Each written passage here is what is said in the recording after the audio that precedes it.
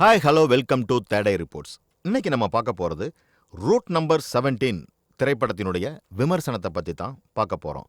இந்த படத்தில் ஜித்தன் ரமேஷ் ஒரு மிகப்பெரிய லீட் ரோலில் ரொம்ப அழகாகவே ப்ளே பண்ணியிருக்கார் அப்படின்னு நம்ம சொல்ல முடியும்.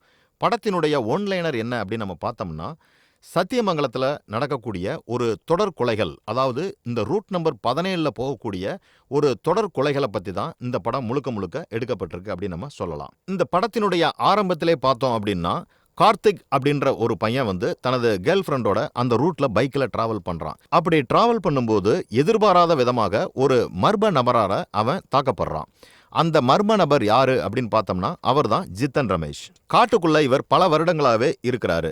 பட் இவர் செய்யக்கூடிய தொடர் கொலைகள், எதற்காக இவர் இவ்வளவு தொடர் கொலைகளை பண்றாரு, எதற்காக இவர் இந்த 2 பேரையும் அட்டாக் பண்ணாரு அப்படிங்கிற மாதிரி தான் படம் எடுத்துட்டு போகப்பட்டிருக்கு. இந்த படத்தினுடைய ஸ்டார்டிங் அப்படின்னு நம்ம பார்த்தோம்னா, ஒரு கிரைம் பேஸ்டில் தான் இந்த படம் ஸ்டார்ட் ஆகுது. அதாவது ராங் டர்ன் படமெல்லாம் எந்த மாதிரி ஆரம்பிச்சதோ அதே பேட்டர்னில் தான் இந்த படமும் ஆரம்பிக்குது அப்படின்னு நம்ம சொல்ல முடியும். அதற்கு ஏற்ற மாதிரி நம்ம வில்லனான ஜித்தன் ரமேஷும் ரொம்ப ஒரு அறிமுகத்தில் ரொம்ப எக்ஸலண்ட்டாக காட்டியிருப்பாங்க.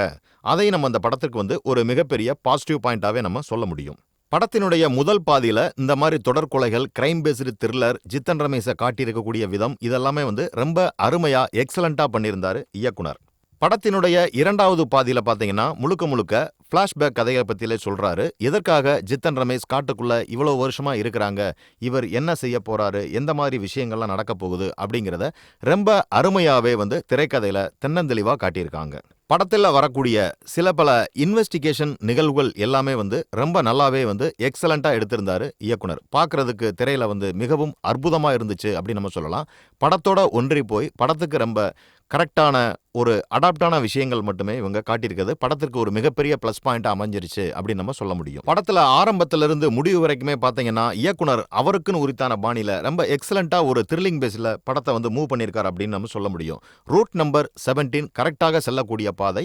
இயக்குனருக்கு மிகுந்த பாராட்டுக்கள். இந்த மாதிரி சினிமா செய்திகளை உடனுக்குடன் தெரிந்து கொள்ள தேடை ரிப்போர்ட்ஸை பாருங்க, கமெண்ட் பண்ணுங்க, லைக் பண்ணுங்க, சப்ஸ்கிரைப் பண்ணுங்க, ஷேர் பண்ணுங்க.